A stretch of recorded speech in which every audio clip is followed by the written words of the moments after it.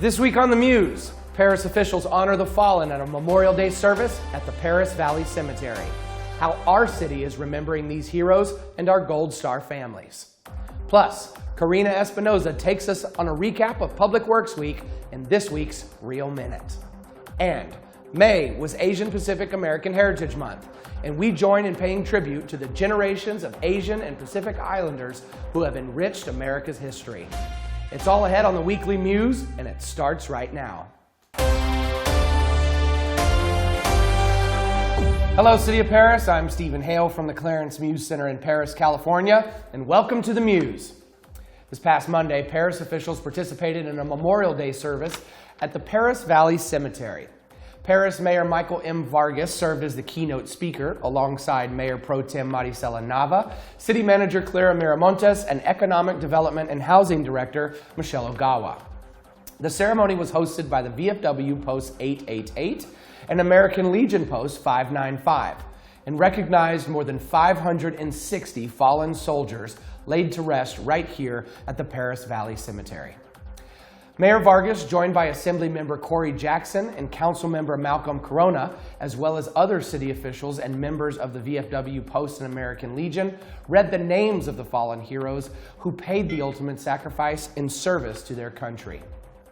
Throughout its history, our nation has borne the scars of lost fathers and sons, mothers and daughters, friends and loved ones.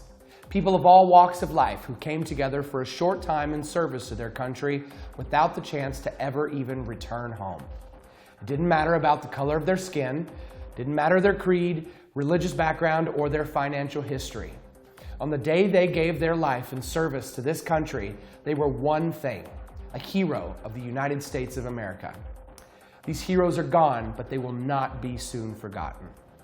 Thank you to all who paid that sacrifice and their families, and to those who participated in this week's Memorial Day service.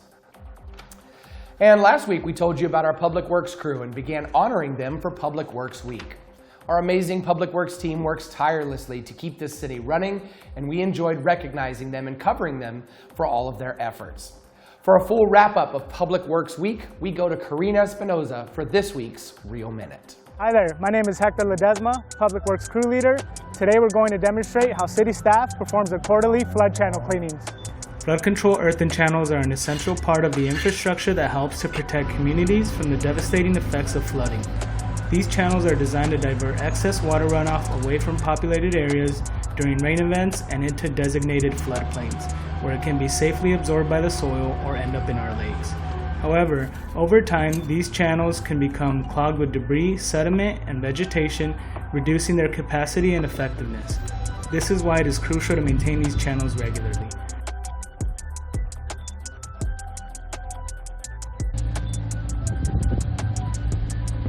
Regular maintenance ensures that the channels are clear and free-flowing, allowing them to function as intended during heavy rainfall and flooding events. Failure to maintain these channels can result in flooding, property damage, and even loss of life.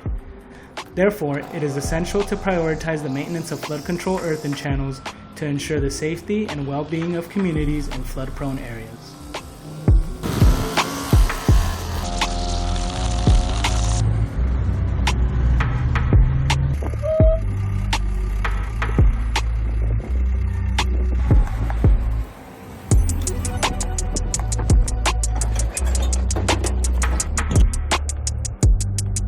Connecting the world through Public Works. Thanks, Karina. May was Asian Pacific American Heritage Month, a celebration of Asians and Pacific Islanders in the United States. A rather broad term, Asian Pacific encompasses all of the Asian continent and the Pacific Islands of Melanesia, Micronesia, and Polynesia.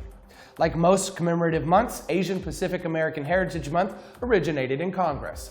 After two 1977 resolutions failed to pass, proclaiming the first 10 days of May as Pacific Asian American Heritage Week, Representative Frank Horton of New York State introduced House Joint Resolution 1007 in June of 1978.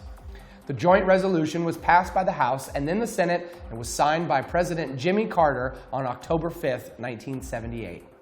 During the next decade, presidents passed annual proclamations for Asian Pacific American Heritage Week until 1990, when Congress expanded the observance to a full month. Then in 1992, Congress designated May as Asian Pacific American Heritage Month. The month of May was chosen to commemorate the immigration of the first Japanese to the United States on May 7, 1843, and to mark the anniversary of the completion of the Transcontinental Railroad on May 10, 1869. Here in Perris, we join in paying tribute to the generations of Asian and Pacific Islanders who have enriched America's history and are instrumental in its future success. And now for a look at your 5-day forecast, here's Karina Espinoza with the weather. Thanks, Stephen.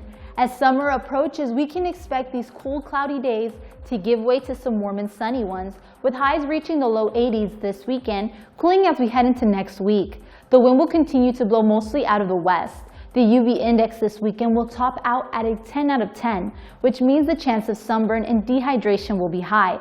So make sure and carry water and sunblock with you if you're going to be outdoors. Stay safe, Perris. Back to you, Stephen. Thanks, Karina. Looked like there's some good weather on the horizon. All right, wrapping up today, a couple items before we go. Join us and register for free yoga in the garden classes at Fossfield Park on Monday, June 5th at 5 p.m. Space is limited. Additional sessions will be available on June 12th and June 26th. To register, please visit Civic Rec or contact our Live Well team at 951-435-7206. And join the power-packed sisterhood, calling all talented free agents ready to spike, dive, and conquer the court. Our adult women's volleyball league is opening its doors, and we want you on our team. Embrace the thrill, make lifelong friends, and show off your skills. Serve your way into a winning squad and let the games begin. This 10-week league begins on August 10th and is now open for registration from now until July 28th with the cost of $150 per team. Don't delay and join the league now and show us all of your skills. For more information, contact Community Services at 951-943-6603. And that'll do it for your Weekly Muse. Don't forget to follow us on Facebook, Instagram, and Twitter at City of Perris, and subscribe to the Perris TV YouTube channel for around-the-clock continued coverage wherever you are from your tablet or smartphone device. From the Clarence Muse Center in Perris, California, I'm Stephen Hale, and that's the Muse.